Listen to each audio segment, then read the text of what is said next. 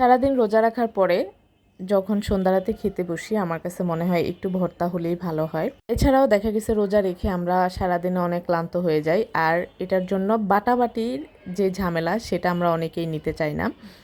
আজকে আমি বাটাবাটির ঝামেলা ছাড়া একটা ভর্তা করেছি, সেটাই আপনাদের সাথে শেয়ার করেছি। এটা আপনারা ভাত কিংবা খিচুড়ি যে কোনো কিছুর সাথে খুব মজা করে খেতে পারবেন। আজকে আমি কিভাবে এই ভর্তাটা করেছি সেটাই আপনাদের সাথে শেয়ার করব। আমি আশা করছি আপনাদের ভালো লাগবে। আর যারা কখনোই ভর্তা তৈরি করেননি আপনারা এইভাবে একবার হলেও তৈরি করে দেখবেন।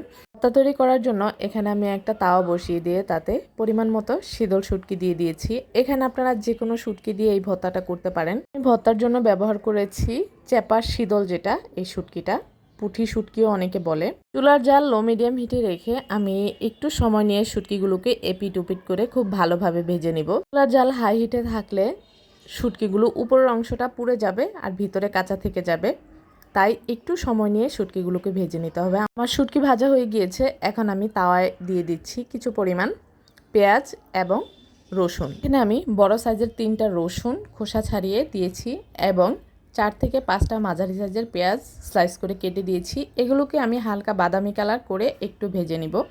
তবে এটা খেয়াল রাখবেন যেন বেরেস্তা হয়ে না যায়, তাহলে কিন্তু ভর্তার স্বাদ নষ্ট হয়ে যাবে।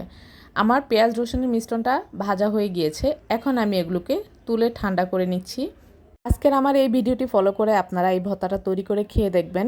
দুর্দান্ত স্বাদের এই ভর্তাটা একবার বানিয়ে খেলে বারবার খেতে ইচ্ছা করবে এবং আপনার পরিবারের সবাই খুব পছন্দ করে খাবে। বিশেষ করে আমার মতো ভর্তা প্রেমিক আছেন, তারা কিন্তু খুবই পছন্দ করে খাবে। এখন আমি কিছু কাঁচামরিচ এখানে টেলে নিব। আপনারা চাইলে এখানে কাঁচামরিচের পরিবর্তে শুকনো মরিচটাও দিতে পারেন, তবে যেহেতু আমি সম্পূর্ণ উপাদানগুলো কাঁচা দিয়েই এখানে ভর্তাটা করব, তাই আমি কাঁচামরিচটাই ব্যবহার করেছি। আমার মরিচ ভাজা হয়ে গিয়েছে, এখন আমি এতে কিছু ধনিয়া পাতা টেলে নিব।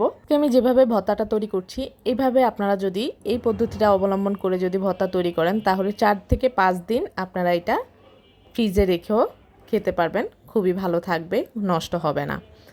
এখানে আমার ধনিয়া পাতার পানিটা টেনে এসেছে, এখন আমি ধনিয়া পাতাটাকেও তুলে নিচ্ছি। এখন আমি সবগুলো উপাদান একসাথে করে একটা ব্লেন্ডারের জারে নিয়েছি, এখন এটাকে আমি ব্লেন্ড করে নিব। আপনারা চাইলে এটাকে শিলপাটায়ও বেটে নিতে পারেন, কিন্তু আমি আজকে বাটাবাটির ঝামেলা যাচ্ছি না, আমি তাই এটাকে ব্লেন্ড করে নিচ্ছি। আমার ভর্তাটা তৈরি করা হয়ে গিয়েছে, এখন আমি একটা প্লেটে নিয়ে লবণ দেখে এটাতে আরও লবণ অ্যাড করে দিয়ে আমি এটাকে ভালোভাবে মেখে নিব।